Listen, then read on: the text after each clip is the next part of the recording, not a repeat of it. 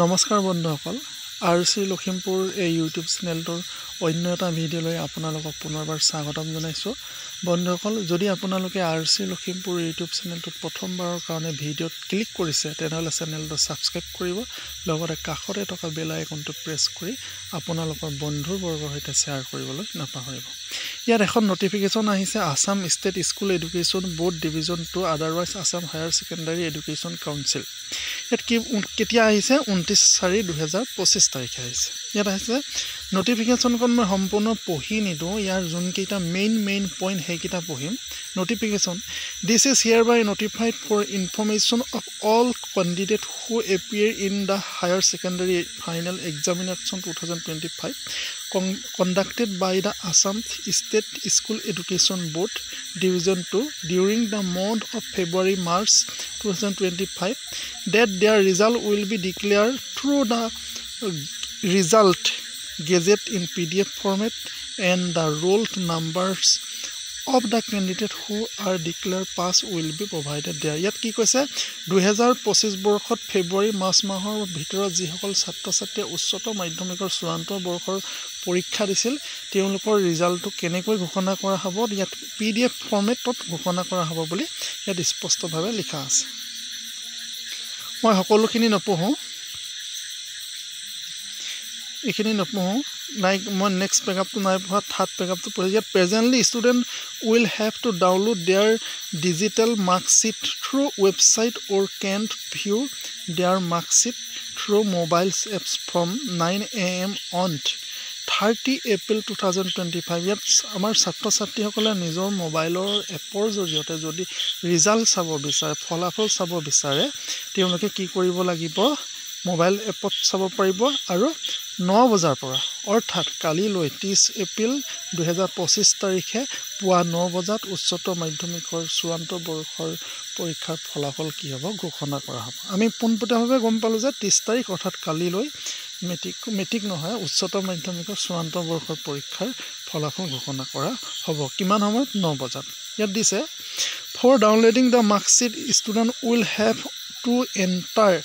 their roll and number and the registration number without year of registration in the space provided. For example, if the roll is 0012, number is 20020001 and registration number is 123456, then candidate will have entered. ইয়াত will to enter ইয়াত ছাত্ৰ-ছাত্ৰী সকলে 30 তাৰিখ পুৱা 9 বজাত উচ্চতৰ মাধ্যমিকৰ চূড়ান্ত বৰ্ষৰ ফলাফল কেনেকৈ চাব লাগিব সেই কথাখিনি ইয়াত দিছে যে ইতিমধ্যে অসমৰ সংবাদ মাধ্যম অৰ্থাৎ শিক্ষামন্ত্ৰী ডক্টৰ ৰনোজ পেগু সকলোৰে কি হৈছে এই ৱেবছাইটতে হক বা নিউজতে বাজি উঠিছে যে 30 এপ্ৰিলত উচ্চতৰ মাধ্যমিকৰ চূড়ান্ত বৰ্ষৰ পৰীক্ষাৰ ফলাফল ঘোষণা কৰা হ'ব কিন্তু তাত বিতংভাৱে দিয়া নাই ইয়াত কিন্তু এই ভিডিওটোৰ জৰিয়তে আমাৰ ছাত্ৰ-ছাত্ৰী সকলে নিজৰ ৰিজাল্ট নিজে চাব পাৰিব ইয়াত কেনেকৈ প্ৰথমতে ৰোল নাম্বাৰটো বহাব লাগিব তাৰ পাছত আহি ৰোলটো তাৰ পাছত নাম্বাৰটো আৰু ৰেজিষ্ট্ৰেচন নাম্বাৰটো দিলে তোমালোকৰ ৰিজাল্টখিনি চাব পাৰিবা তোমালোকে ৰিজাল্টখিনি চাব বাবে কেইটামান ৱেবছাইটত যাব লাগিব the name of website through which the mark sheet can be downloaded are ক'ত পাৰিব /sec.assam.gov.in তাৰ পাছত আহিলে 2 নম্বৰ লিংকটো আছে /www.assamresult.in 3 নম্বৰত আহিলে /assamjobalert.com 4 নম্বৰত আহিলে /www.indiaresult.com 5 নম্বৰত আহিলে www.school9.com এইখিনি মই সম্পূৰ্ণ নপঢ়ো যে টোটাল 12টা ৱেবছাইটত অসম উচ্চতৰ মাধ্যমিক শিক্ষা সংসদে অৰ্থাৎ আসাম ষ্টেট স্কুল এডুকেশ্যন বোৰ্ডে পুৱা 9 বজাত 30 এপ্ৰিল তাৰিখে কি কৰিব উচ্চতৰ মাধ্যমিকৰ চূড়ান্ত বৰ্ষৰ ফলাফল ঘোষণা কৰিব সম্পূৰ্ণ ইয়াত 12টা ৱেবছাইট আছে আমাৰ ছাত্ৰ-ছাত্ৰী সকলে এই পেজটোত যেনেকৈ দিয়া আছে তেওঁলোকে যদি তেনেকৈ চেক কৰে কি হ'ব তেওঁলোকৰ নিজৰ ৰিজাল্টখিনি চাব পাৰিব গতিকে ইয়া আহিছে আসাম ষ্টেট স্কুল এডুকেশ্যন বোৰ্ডৰ ইয়া সাইন আছে সেক্ৰেটাৰী এনেকৈ মই পুনৰ দেখুৱাই দিছোঁ ভিডিঅ'টো ছাত্ৰ ছাত্ৰীসকলৰ সুবিধা হোৱাকৈ তেওঁলোকে নিজৰ ৰিজাল্ট চাবৰ কাৰণে আনৰ কাষ চাপিবলৈ কোনো দৰকাৰ নাই। এইটো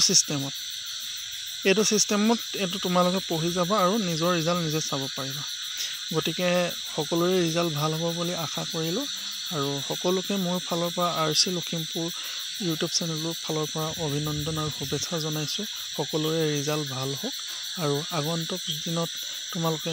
জীৱনৰ বাটত আগবাঢ়ি যাবা বুলি আশা ৰাখি মোৰ ভিডিঅ' ইমানতে সামৰণি মাৰিলোঁ। ধন্যবাদ সকলোলৈ।